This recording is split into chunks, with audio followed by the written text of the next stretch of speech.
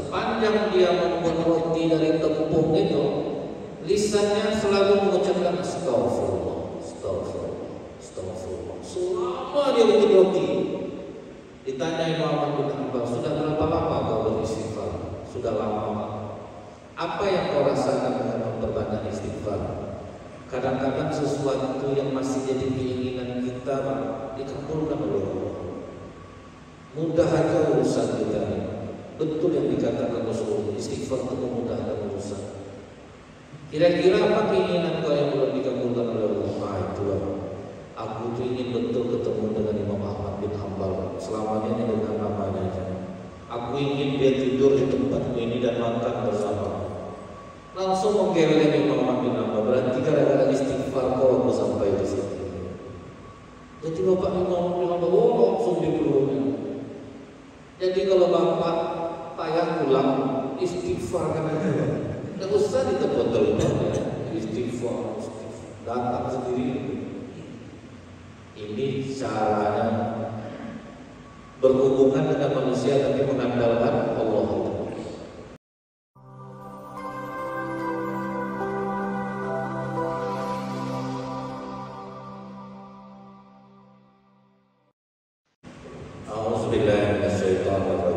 Bismillahirrahmanirrahim. Assalamualaikum warahmatullahi wabarakatuh.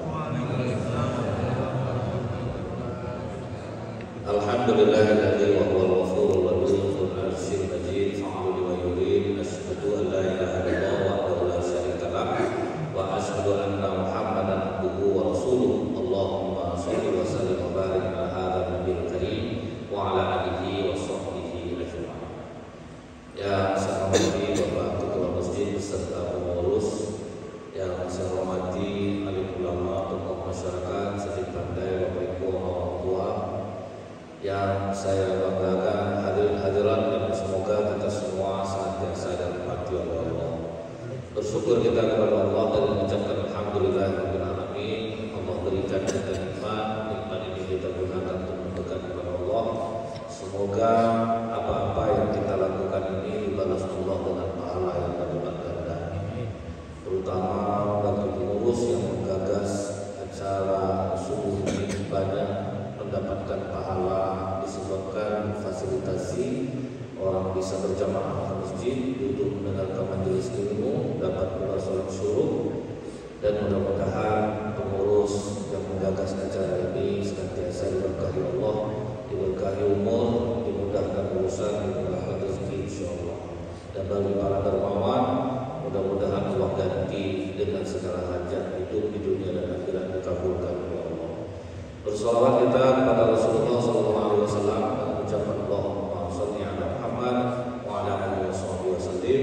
Semoga diringankan lisan kita ini bersolawat sehingga kita mendapatkan syafaat yang akhir kelak. Bapak Ibu yang saya muliakan, segala apapun amal ibadah yang kita lakukan ini, pasti kita ini ingin menjadi hamba Allah yang bertakwa. Semuanya. Sering juga saya sampaikan, Allah mengatakan dalam Al-Quran, wa tazawwadu fa inna khairaz zadi taqwa. Berbekallah, sebaik-baik bekal itu adalah takwa. Kalau kita sudah berhasil menjadi orang bertakwa di sisi Allah, maka wa may yattaqillaha yaj'al lahu makhrajan. Asal ada masalah, dikasih Allah jalan keluarnya. Wa yarzuqhu min haitsu la yahtasib. Payah rezeki diantarkan Allah rezeki dari arah yang tidak terduga-duga. Jadi bila mana pada saat ini asal ada masalah, sulit jalan keluar, payah datang rezeki, berarti ketakwaan kita bermasalah. Itu saja mendeteksinya sebetulnya. Kita udah rajin sholat, udah rajin zikir, udah rajin baca Quran, tapi masalah banyak juga. Rezeki susah juga. Tidak mungkin Allah menganiaya kita. Berarti ada yang salah di diri kita. Untuk menjadi orang yang bertakwa itu, apa kata Allah dalam surah Al-Imran? Wasari'u ila maghfiratin min rabbikum. Dia itu berlomba-lomba mencari ampunan Allah. Orang yang minta maaf biasanya orang yang ngaku dia salah. Nah, kita ke Allah ini, pernah nggak kita ngaku kita salah? Kita istighfar rajin, nggak pernah nggak kita jujur banyak betul dosa aku, ya Allah. Aku nipu orang, padahal aku rajin sholat. Aku Allah juga orang ini. Aku kerja masih juga aku nipu. Aku berdagang masih juga aku curang. Ada nggak kita ngaku? Makanya kata para ulama, tobatnya para pendusta itu istighfar rajin, kelakuannya berubah. Jadi kan kita selalu istighfar, habis sholat istighfar, kita diampuni dosa sebanyak buih di lautan. Itu memang betul. Cuma yang ditunggu Allah itu kejujuran. Kita minta maaf sama orang, nggak dibilang itu salahnya, pasti kita bingung juga. Salah apa sama aku? Minta maaf apa? Jadi jelaskannya baru nanti kita paham bahwa dia salah. Disitulah kita memaafkan. Dan kalau betul-betul kita minta ampun kepada Allah, Allah nggak butuh 1000 kali kita mengucapkan istighfar. Ketulusan kita 1 kali aja, itu udah luar biasa cepat mengeluarkan kita dari masalah. Di zaman Nabi Musa alaihissalam, Allah pernah lama tidak menurunkan hujan. Tanah sudah retak, sumber air jauh. Kemudian binatang ternak banyak yang mati, panen gagal. Datanglah orang Bani Israel ramai-ramai ke Nabi Musa. Musa, ajaklah kami ke lapangan ramai-ramai. Kau pimpin kami berdoa kepada Allah agar Allah turunkan hujan untuk kita. Dibawa oleh Nabi Musa ke lapangan, dipimpinlah oleh Nabi Musa berdoa, ya Allah, sudah lama hujan tidak kau turunkan. Sumber air kami jauh, binatang ternak kami banyak yang mati, panen kami gagal, ya Allah. Kami berkumpul di sini memohon kepadamu, turunkanlah hujan untuk kami. Setelah Nabi Musa berdoa, jangankan hujan, mendung pun tidak dikabulkan oleh Allah. Di situ Nabi Musa agak heran juga. Di antara deretan Nabi dan Rasul, itu yang paling tinggi temperamennya adalah Nabi Musa alaihissalam. Makanya kata Rasulullah ketika Isra, Nabi yang paling sinis sama aku awalnya adalah Nabi Musa. Tapi setelah aku turun, dia mulai yang paling ramah kepada aku. Jadi kalau dalam hadis itu ya, apa kata Nabi Musa ke Jibril? Siapa pula dia ke Jibril? Macam itu betul Allah memuliakannya waktu Isra. Dia Muhammad, Allah yang memudah-mudahan. Kata Rasulullah, siapa dia Jibril? Dia Musa, marah dia nampaknya. Siapa yang sedang dimarahkannya? Dia marah sama Allah. Berani dia memarahi Allah. Allah sudah maklum dengan sifat keras. Jadi Allah sudah maklum, ini memang keras seperti.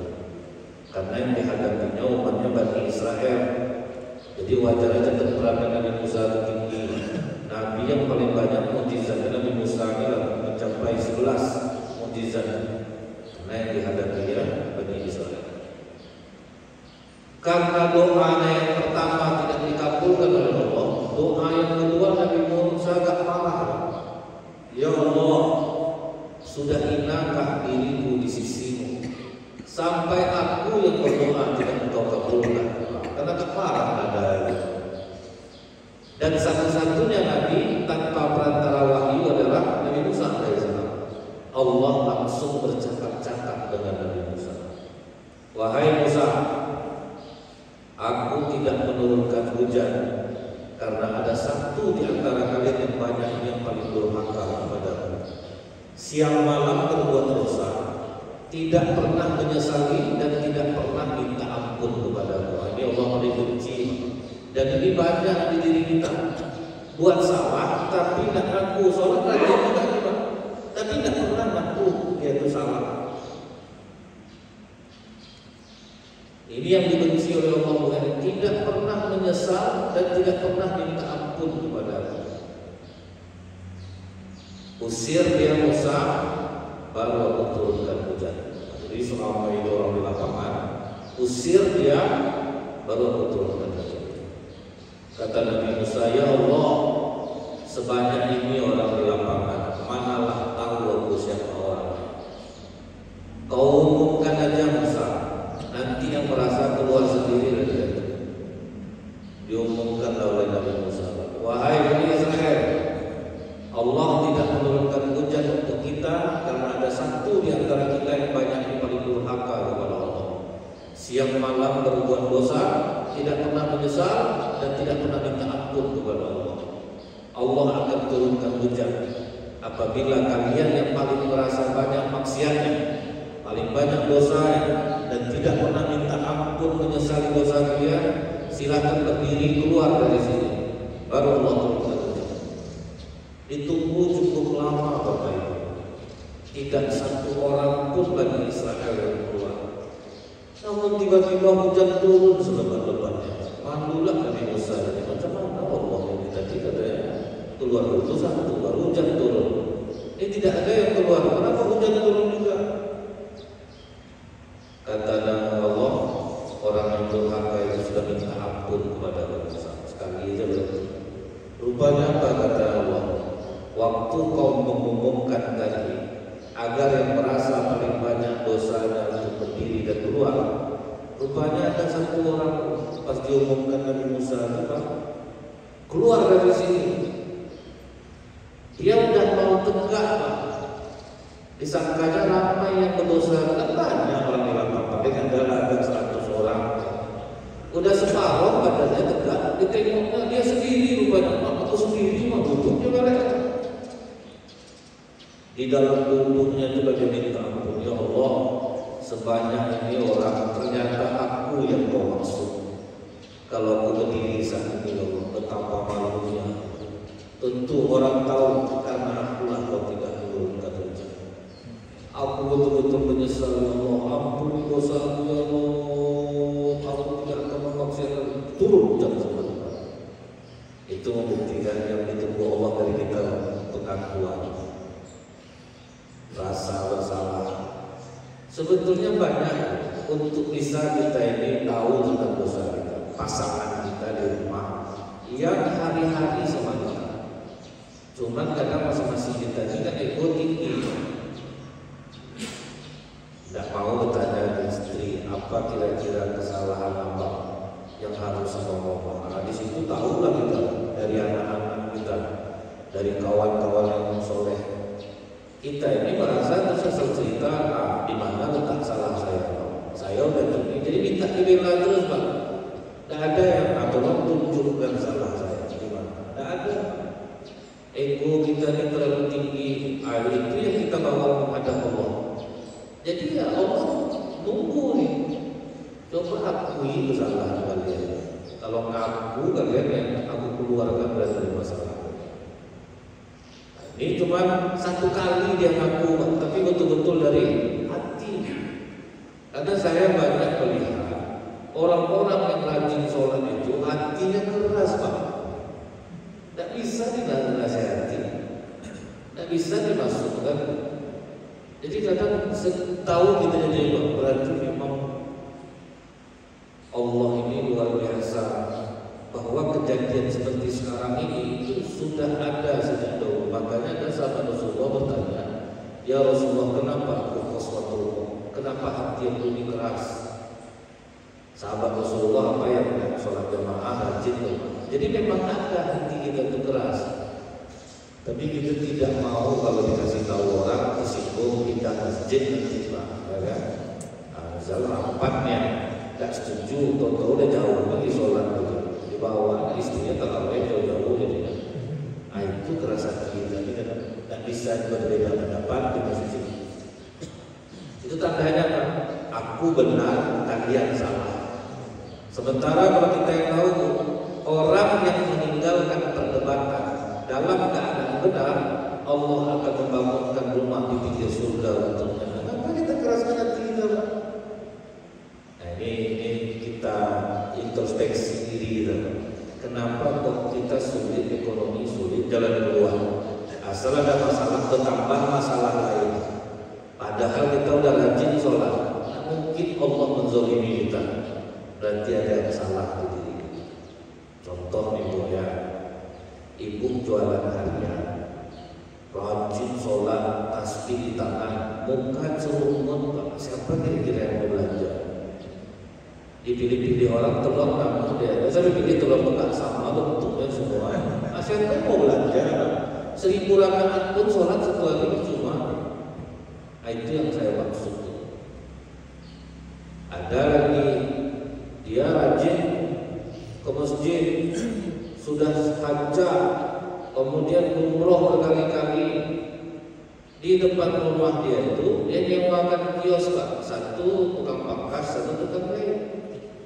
Pas saya begitu kayak ini nampak resuk yang sudah berbuih. Saya bilang sama bapak itu, ini gawat nih Pak, sampai berbuih sup dan dimakan. Itulah kelakuan muhajir kamu Ustaz. Udah basi supnya baru diantar yang saya. Bukan sekali-sekali ini Ustaz sering. Itu rajin sholat tuh Pak. Jadi kelemahan kita sekarang ya, kita tidak mengamalkan minta ampun kepada Allah seperti yang dilakukan Rasulullah dan para sahabat. Padahal kita sudah tahu wa ma asabakum min musibatin fa bima kasabat aydikum wa ya'fu 'an katsir. Dan apa saja musibah yang menimpa kamu, salahkan diri kamu sendiri. Berarti kan Allah suruh ngecek ke kita. Gaji 3.500.000, ambil kredit mobil angsurannya 4,6 sebulan, itu tekor. Sholat pandainya berdoa, ya Allah, mengapa memberikan hamba cobaan seberat itu? Dan dia buat kelakuan, Allah lah yang salahkan. Dia rajin sholat, minta anak yang soleh. Apa diminta anak, dia punya prinsip, cukuplah aku dulu yang susah, jangan sampai anakku. Akhirnya apa diminta anak itu, usahakan ya Pak untuk mengabulkannya. Tentu anaknya jadi kurang ajar. Sudah itu anaknya minta beli Honda besar, dibelikannya Honda Matic. Di depan showroom mobil Honda itu Pak dihancurkan oleh anak. Menangis, ya Allah, kenapa aku dikaruniakan anak? Udah dia yang buat. Semua ingin dikabulkan. Jadi Allah tak pernah salah. Coba cek, pasti kita yang salah.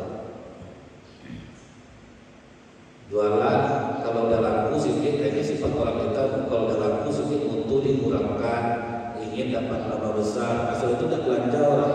Mau sholat sunnah berapapun, zikir berapapun, tetap kita yang salah. Jadi Allah tidak pernah salah kalau mau kita mengakui kesalahan kita. Jadi dia baik itu kalau mau jadi orang bertakwa itu yang pertama, akui kesalahan. Contoh di zaman Rasulullah. Ada preman kalau bahasa kita sekarang, maksiat setiap hari, sering malam orang di pasar. Tiba-tiba timbul rasa jenuh. Sampai kapan aku mau macam ini? Wah, benci sama aku harus berubah. Pas dengar Bilal azan subuh, itulah subuh pertama dia. Datang dia ke masjid. Nah Rasulullah itu setiap habis sholat subuh itu, habis zikir, habis doa, Rasulullah menyampaikan petuah-petuah. Dan Rasulullah itu ceramah tidak pernah selama-lama kami ini. Coba tengok kita habis ceramah Rasulullah, khatib Rasulullah itu 50 menitan, 2 menit. Tapi dalam di hati orang lama terkendang lagi. Kalau kami ini udahlah panjang Pak. Nanti pas keluar dari sini tanya orang, apa ceramah Ustaz kedua? Taubat. Maksud Bapak, malas tak saya mau menyampaikan pokok taubat kita. Itu sepanjang ini pengajian ini Pak. Kenapa? Yang nyampaikan orang biasa. Rasulullah nyampaikan 1 menit aja tidak sampai ceramah Rasulullah subuh itu. Tahan diri kalian dari yang halal, Allah akan ganti dengan yang halal yang jauh lebih baik. Cuma itu ceramah Rasulullah, tidak sampai 30 detik. Menghujam ke hati preman ini, langsung dia berazam. Mulai hari ini aku akan cari kerjaan. Aku tidak akan maksiat lagi. Dicarinya lokasi yang agak jauh, bisa dari Ujung Batu, Bersih Pengarayan ya Pak. Tempat orang yang tidak kenal dia. Bekerja dia mencari. Rupanya ada orang mau terima. Jadi tukang angkat orang tidak mau, udah ada. Begini. Dia orang tidak kenal sama dia.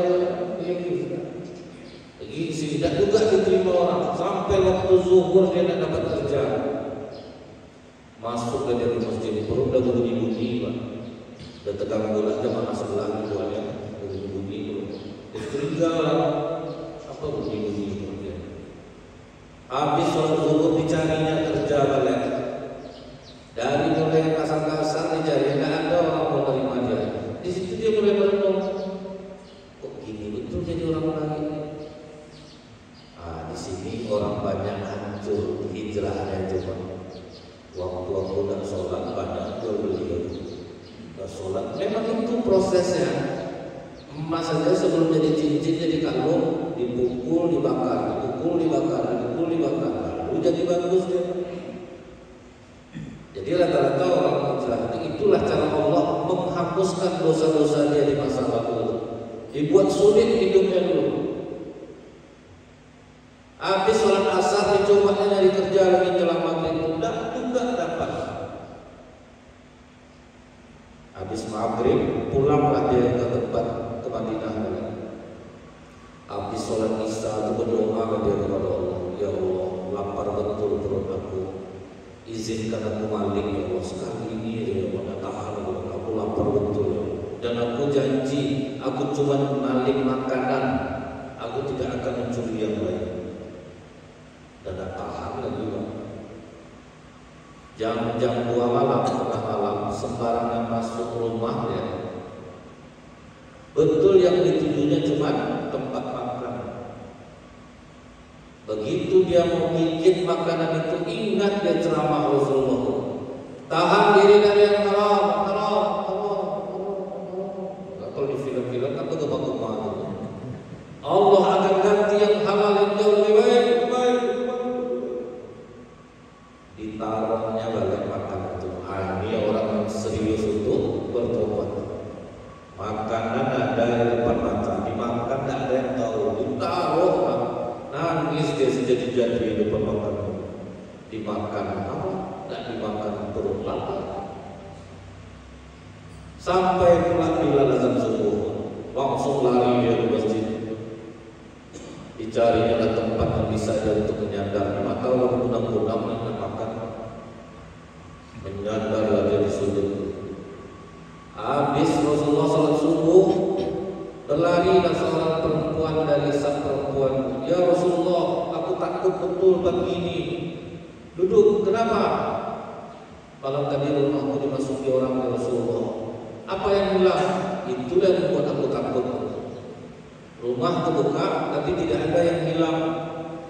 Kau kan tahu ya Rasulullah, aku ini janda, suami aku mati di medan perang, umur aku masih 30.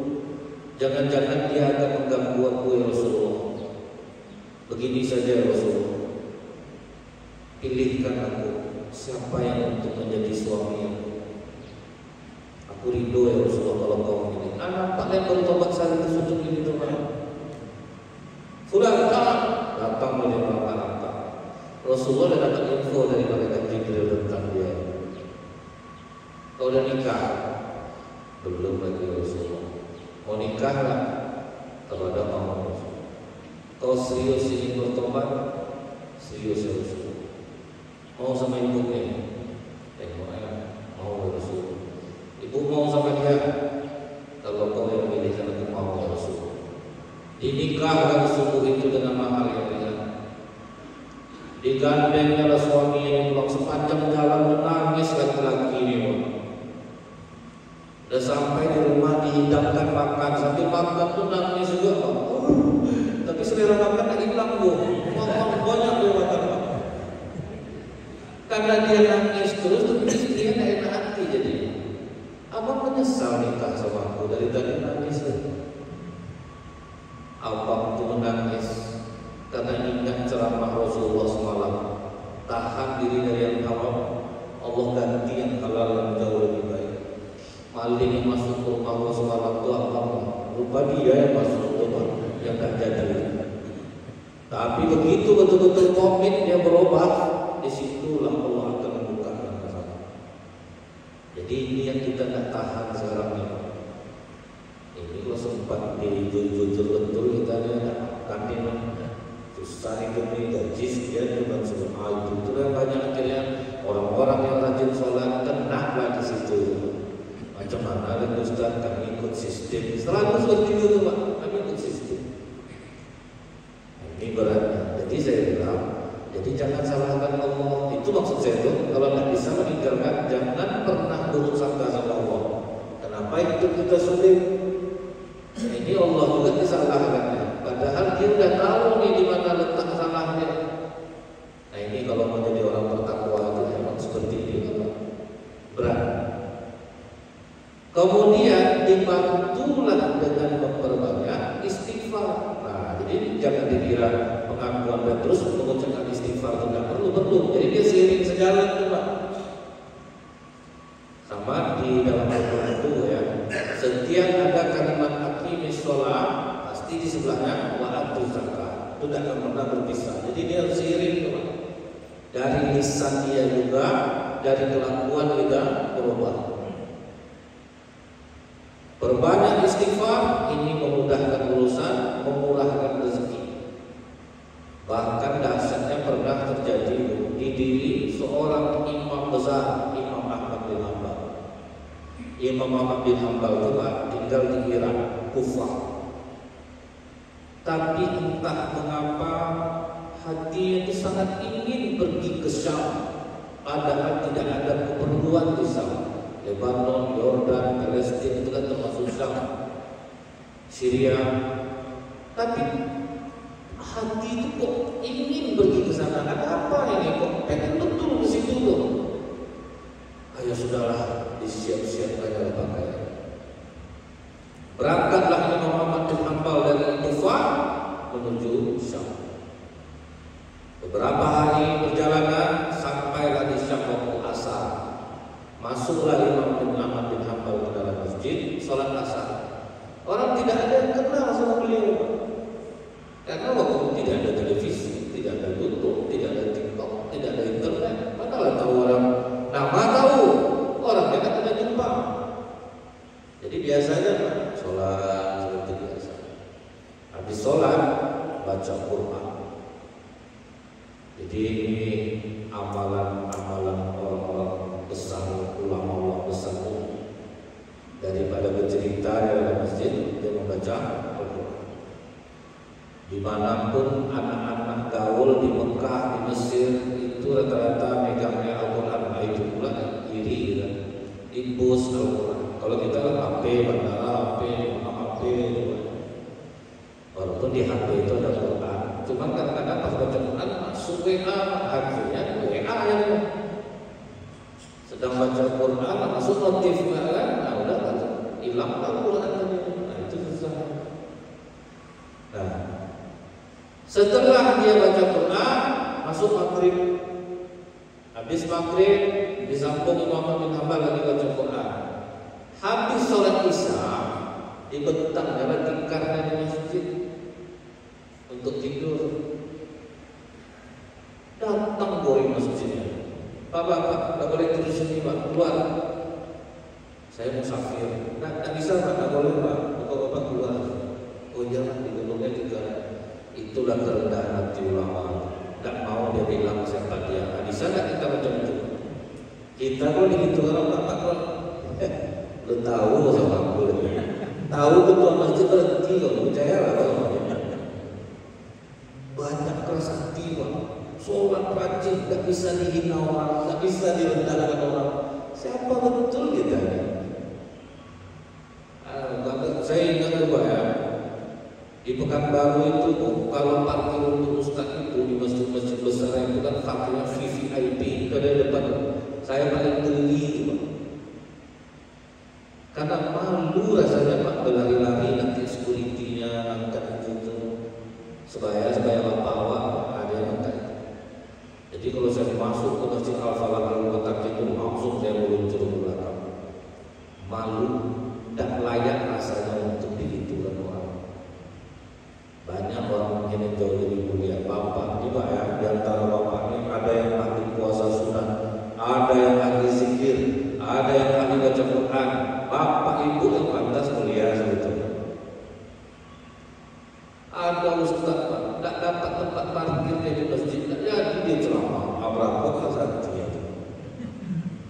Tak dapat dia tempat parkir, langsung cabut dia. dikejar sama meracun di jalan lagi. Macam-macam tuh rumahnya ada kita nih Pak.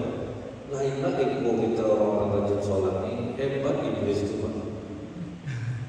Kalau rasanya dimuliakan orang, tidak bisa Pak, harus begini sini. Ada Imam Ahmad bin Hanbal berapa besarnya itu Pak? Disuruh keluar, digulungnya tikar, pergi dia ke teras. Sampai di teras keluar banyak orang itu Pak. Bapak bisa dibilang enggak Pak? Pokok ada lingkungan masjid tidak boleh tidur. Keluar Bapak di sini, Bapak tidak bisa dibilang baik-baik. Oh ya maaf, digulung ya Pak. Nampak sama tukang roti itu karena bagi seorang muslim apapun keburukan yang menimpanya pasti baik. Nah, itu yang seharusnya. Jadi kalau kita lihat orang-orang di Palestina, di Gaza itu, begitu anaknya meninggal, alhamdulillah anak saya syahid, alhamdulillah. Allah sudah memberikan kesempatan untuk kita memberikan syafaat kepada 70 keluarga kita. Kemana nikmat seperti ini lagi dicari? Nah, itu kalau orang bisa melihat titik baik di sebuah musibah. Di Gaza itu ya, nah ada saudara meninggal, anaknya meninggal. Mereka itu di dalam kesedihan itu ada kegembiraan. Anak mati syahid. Itu perasaan seperti itu. Jadi Imam bin Hanbal diusir, pergi dia Pak. Nampak sama tukang roti, Pak, ini Pak, tak boleh tuh Pak tidur di masjid. Dia tak boleh, Pak tidur sini aja Pak, kamar ada. Kalau kita nikmati musibah itu rupanya berganti menjadi kenikmatan. Musibah kalau kita nikmati berubah dia menjadi kenikmatan. Tapi kebanyakan yang membuat gagal karena kita langsung ngeluh. Kalau kita ngeluh berarti kita tidak terima takdir Allah. Itu yang menjadi siksa. Tapi kalau kita tahu musibah, kita nikmati musibah itu, berubah menjadi kenikmatan. Aturan tidur di masjid, payah dapat kamar. Saya juga sudah menyiapkan makanan Pak. Bapak makan ya sama saya. Makanlah dapat lagi Pak. Kata tukang roti itu, maaf ya Pak, saya tidak bisa melayani Bapak ngobrol, saya mau bikin roti dulu. Diperhatikan oleh Imam Ahmad bin Hanbal, sepanjang dia membuat roti dari tepung itu, lisannya selalu mengucapkan astagfirullah, astagfirullah, astagfirullah. Selama dia bikin roti, ditanya Imam Ahmad bin Hanbal, sudah berapa lama kau beristighfar? Sudah lama Pak. Apa yang kau rasakan dengan memperbanyak istighfar? Kadang-kadang sesuatu yang masih jadi keinginan kita Pak, dikabulkan oleh Allah. Mudah aja urusan kita nih. Betul yang dikatakan Rasulullah, istighfar itu memudahkan urusan. Kira-kira apa keinginan kau yang belum dikabulkan oleh Allah? Itu aku tuh ingin betul ketemu dengan Imam Ahmad bin Hanbal. Selamanya dengan namanya aja. Aku ingin dia tidur di tempatku ini dan makan bersama. Langsung menggeleng Imam Ahmad bin Hanbal. Berarti gara-gara istighfar kau aku sampai di sini. Jadi Bapak Imam bin Hanbal langsung dikeluarkan. Jadi kalau Bapak payah pulang, istighfar kan aja. Tidak usah ditebel-tebel ya. Istighfar, datang sendiri. Ini caranya berhubungan dengan manusia tapi mengandalkan Allah. Selama ini kita sering andalkan kecerdasan kita. Jadi hari Jumat kemarin seluruh Bank Mandiri Pekanbaru berkumpullah di Jalan Remaja.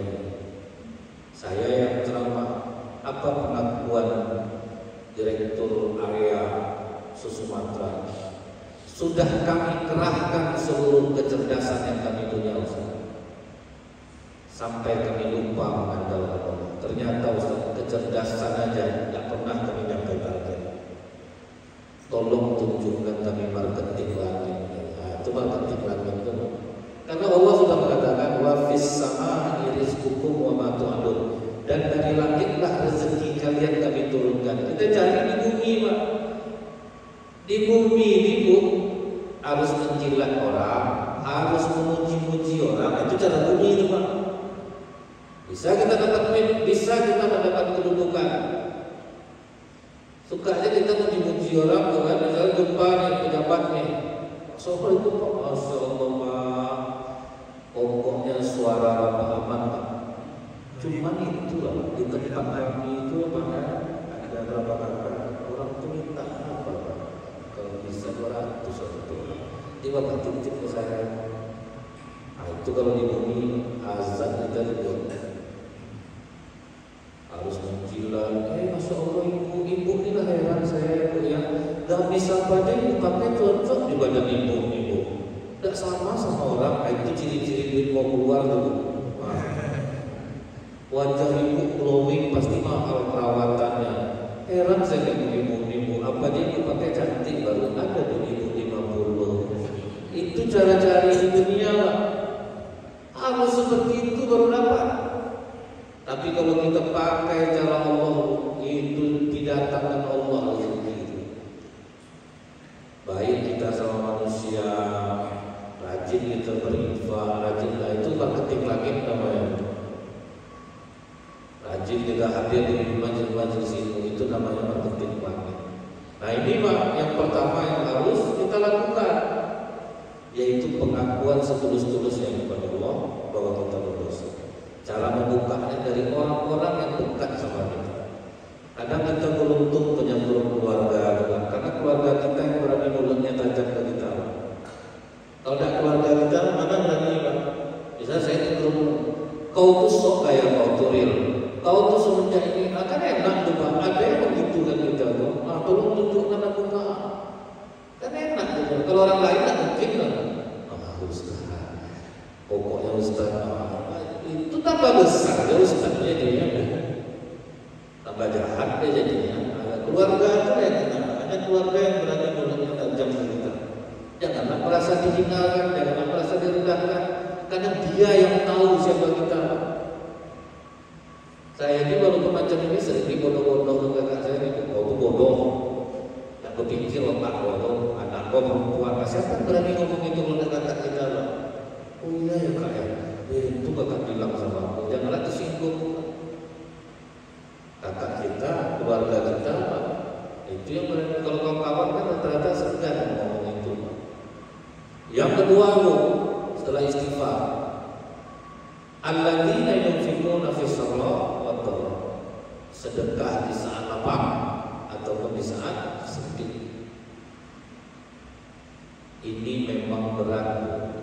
Kalau sedekah saat lapang, oke, mudah. Tapi sedekah di saat sempit itu yang betul-betul sulit. Kita dalam keadaan butuh, tapi dampaknya dahsyat Pak.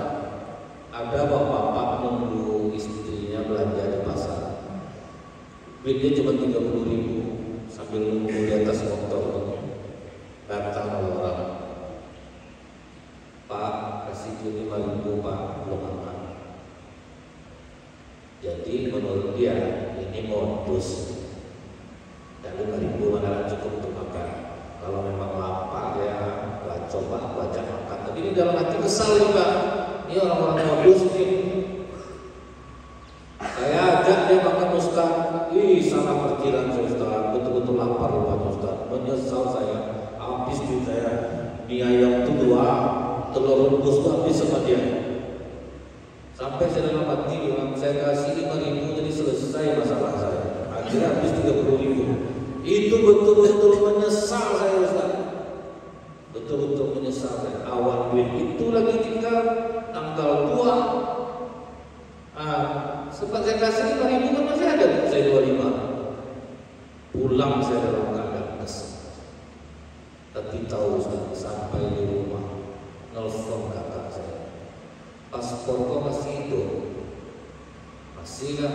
Kau kawankan kakak umroh, hanya modal 30.000 umroh. Ini saya jadi saya besar-besaran. Sedekah di saat sempit Pak, uang tak ada, dapat umroh.